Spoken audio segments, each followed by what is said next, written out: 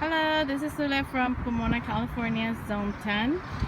And I'm so happy because my flower has opened. It's beautiful, it smells really good, and it just looks stunning. It's an accent to my little garden. And I believe this is called the cattle lily. I had planted this in January as a bulb, and it has opened in May.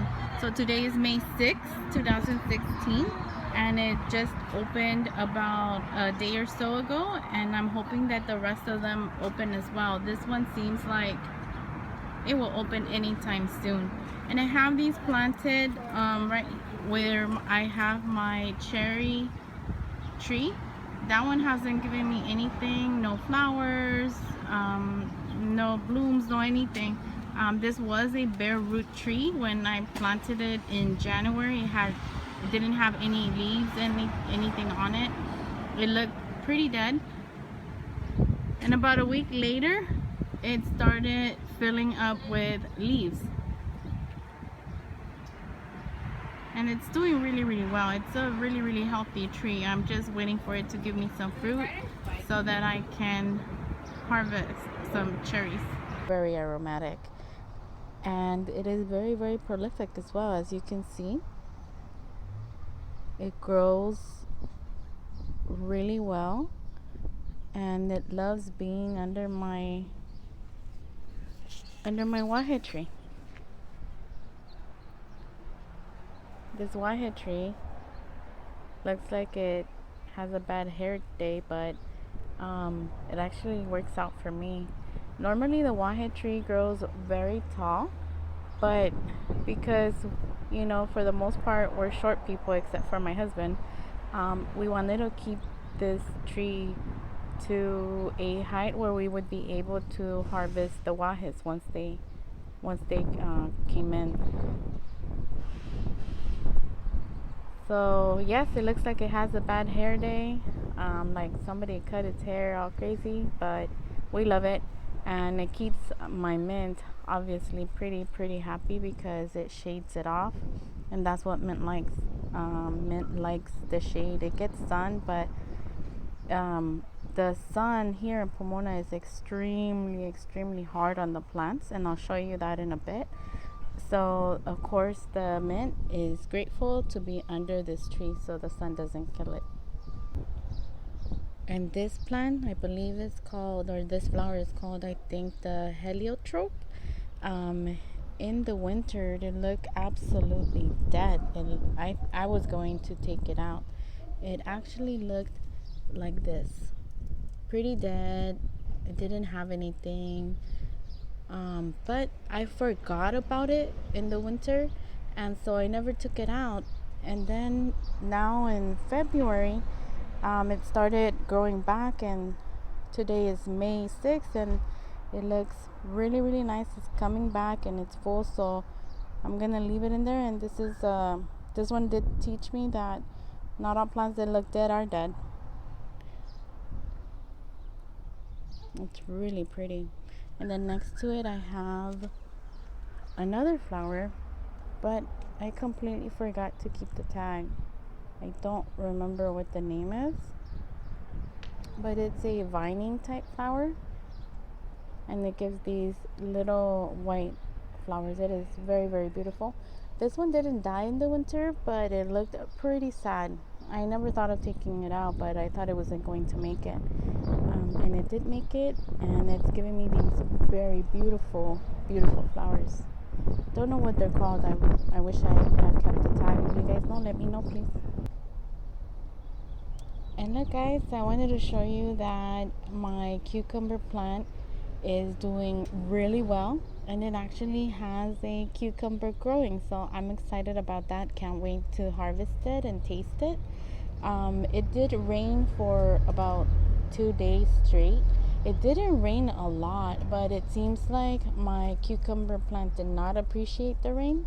So it looks like it damaged it somehow. I don't know if it's because the drops were pouring too hard, or is it just because it was too much water and it was drowning.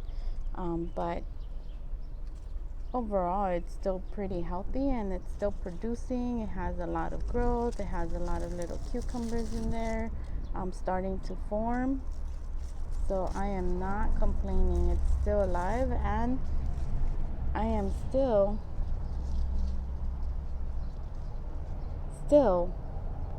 happy that I'm going to be getting a cucumber this time and getting to taste it. And I'm guessing it's going to be very, very, very, very tasty. These are peppers that I do need to transplant, but because of the heat, I haven't. Because some of my plants are dying. They were doing really, really well, but the heat came and it started killing them, and then the water came. It started raining for a couple of days, and it's just killing some of my plants. My zucchini are not doing great, and some of my tomatoes are not doing great either. I'll show you that in a bit. So I'm purposely procrastinating in transplanting these pepper plants because I do not want them to die. I worked so hard to grow them, and some of my tomatoes that I grew from seed, they actually did not make it, so I don't want the same thing to happen to me with these peppers. So the tomatoes that I have in buckets, they are still doing good. They are still strong. They do have fruit growing on them. But let me show you what I mean about the heat here in Pomona. This one is a cherry punch tomato plant, and this one is not making it, as you can see. It is dying.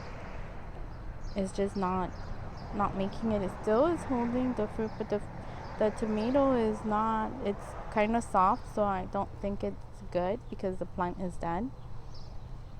And then there's another one there next to the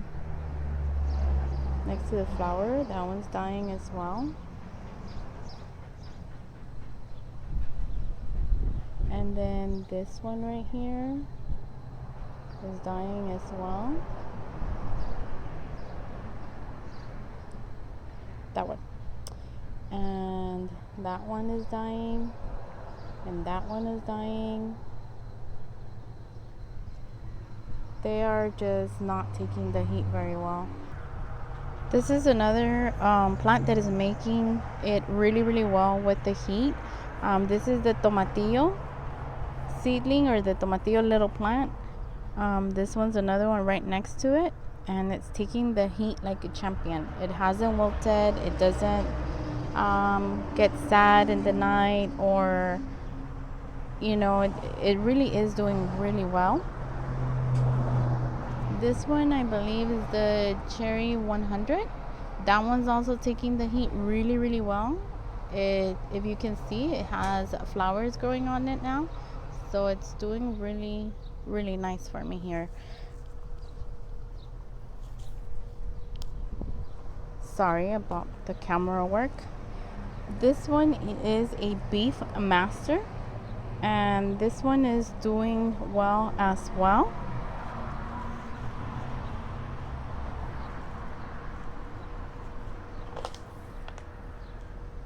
This one is another beef master, doing really, really great.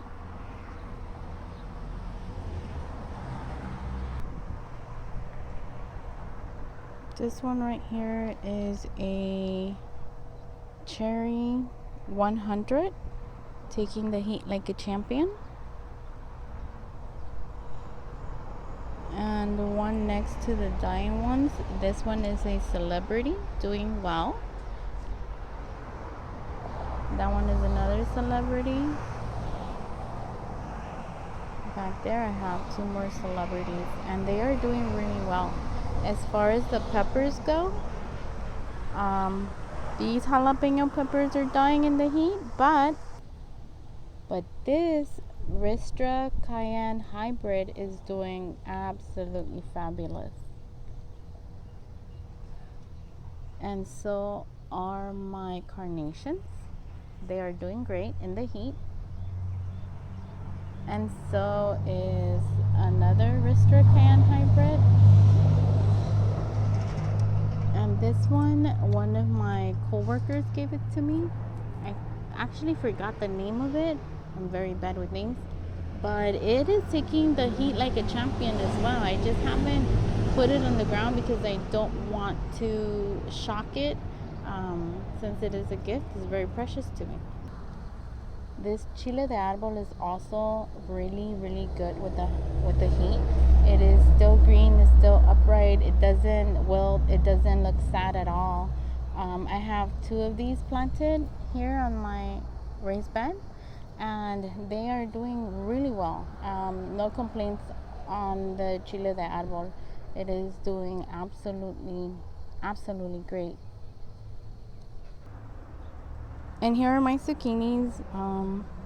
As mentioned before, they are not doing so well. They are taking a beating from the heat. Although I have them against this wall that is shaded in the afternoon, it seems like the heat is just too much for them. They're not producing, and anything that they do produce falls off or starts dying and turning yellow.